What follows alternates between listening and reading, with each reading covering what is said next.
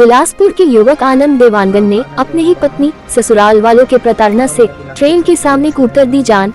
Suicide से पहले YouTube पर युवक का वीडियो वायरल। आपको बता दें कि छत्तीसगढ़ के बिलासपुर में एक युवक ने ट्रेन के सामने कूदकर अपनी जान दे दी। सुसाइड से पहले उसने वीडियो भी बनाया है जिसमें उसने अपनी मौत के लिए अपनी पत्नी और ससुराल वालों के साथ ही चांपा के कई लोगों को जिम्मेदार ठहराया है। उसकी महज 6 महीने पहले ही शादी हुई थी। युवक ने वीडियो में कहा कि मायके वालों के बहकावे में आकर उसकी पत्नी घर छोड़कर चली गई। ससुराल वालों ने उसे प्रताड़ित किया जिससे परेशान होकर वह आत्महत्या कर रहा है। घटना जीआरपी थाना क्षेत्र के दाधापारा स्टेशन के पास की है।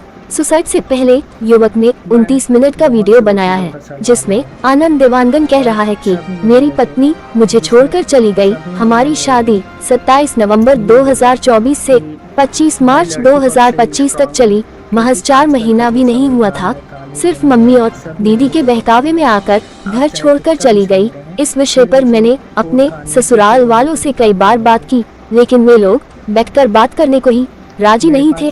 आनंद देवांगन के मुताबिक इसके बाद उसने बहुत से वकीलों से सलाह लिया और सभी ने कहा लड़की पक्ष स्ट्रॉन्ग है क्योंकि आजकल का संविधान है, कानून है, सभी उनका ही पक्ष सुनते हैं। आनंद ने आगे कहा कि अब चाहे जितना भी स्ट्रॉन्ग रहे लेकिन कानून उनका ही सुनता है। मेरे पास पूरा सबूत भी है, कॉल रिकॉर्डिंग है। वीडियो में युवक कह रहा है कि प्रताड़ना की कहानी इतनी लंबी है कि जिसे मैं कॉफी में पूरा नहीं लिख सका। फिर भी मुझे कई वकील सहित कई लोगों ने बोला कि कोई गारंटी नहीं तुम्हारी घरवाली वापस आएगी। आनंद ने कहा कि ससुराल वाले दिन में मेरी पत्नी को 25-30 बार कॉल करते थे। उन्होंने केवल उसके दिमाग में कचरा भरा है। आप भी सोचेंगे कि ऐसे में तो कोई भी बेटी अपने ससुराल में नहीं रह पाएगी। अपने पति सास ससुर के साथ घर में मैं हूँ, मेरे मम्मी और पापा हैं। उन्होंने कभी किसी बात के लिए मना नहीं किया, कभी रोक टोक नहीं किया। आनंद के मुताबिक 4 महीने में वो केवल 2 माह घर में रही होगी। साड़ी से शूट पहनने लगी थी। मैंने हर चीज, हर जरूरत का सामान मांगने से पहले दिया। जहां बोलती वहां ले गया। फिर अपनी मम्मी, दोनों बहन और जीजा के बहकावे में आकर मुझे छोड़ दिया। आनंद ने कहा मेरा भी तो दुख को सुनो, तकलीफ सुनो, कोई नहीं है सुनने वाला। आनंद ने ये भी बोला कि लड़कों के लिए कोई कानून नहीं है क्या। मृतक आनंद देवांगन ने अपने 29 मिनट के वीडियो में कई बार अपनी मौत के लिए पत्नी और ससुराल वालों को संविधान, समाज और पत्नी के एक्स बॉयफ्रेंड को कारण बताया है। उसने कहा है कि पूरे सिस्टम में सिर्फ लड़कियों के लिए कानून है, लड़कों की कहीं कोई सुनवाई नहीं होता क्या। आनंद ने अपनी समस्या को लेकर कई वकील और समाज के पदाधिकारियों के पास गया था लेकिन सभी जगहों पर उसे लड़की का पक्ष मजबूत होने के कारण न्याय नहीं मिला। आनंद ने ये भी कहा कि एक्स बॉयफ्रेंड चांपा के रामा कपड़ा व्यवसाय पर धमकाने का आरोप लगाया। मृतक आनंद ने वीडियो में पत्नी पर मां और बहनों के बहकावे में आकर 2 बार गर्भपात कराने का आरोप भी लगाया है।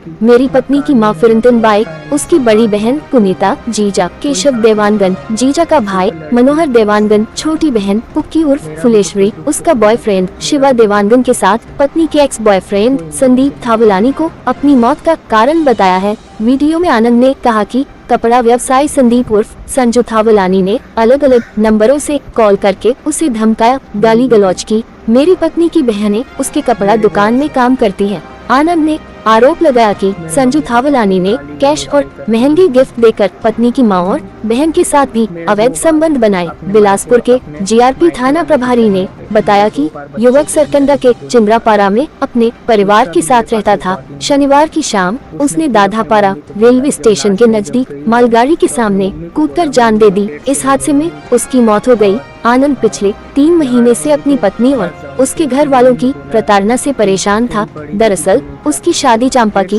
रहने वाली शुभी देवांगन से हुई थी। 4 महीने साथ रहने के बाद जब उसे पता चला कि वह गर्भवती है तो उसने मां के बीमार होने की झूठी कहानी बनाए और 24 मार्च को सास ससुर से विवाद कर मायके चली गई। आनंद उसे वापस घर लाने के लिए लगातार प्रयास करता रहा लेकिन उसकी मां और बहनों ने उसे जाने नहीं दिया। पत्नी भी हर बार अपने पति, उसके माता पिता का भी अपमान करती रही। मरने से पहले आनंद ने 29 मिनट का वीडियो बनाया है। जीआरपी थाना प्रभारी ने बताया कि रविवार को युवक के शव का पोस्टमार्टम कराया गया है। युवक ने YouTube पर वीडियो अपलोड किया है। इसके साथ ही उसने कॉपी में भी अपनी प्रताड़ना की कहानी लिखी है। पोस्टमार्टम के बाद शव परिजनों को सौंप दिया गया है। मामले में मर्ग कायम कर जांच की जा रही है। वीडियो और सुसाइड नोट के आधार पर मामले की जांच कर आत्महत्या के लिए जिम्मेदार लोगों पर कार्रवाई की जाएगी।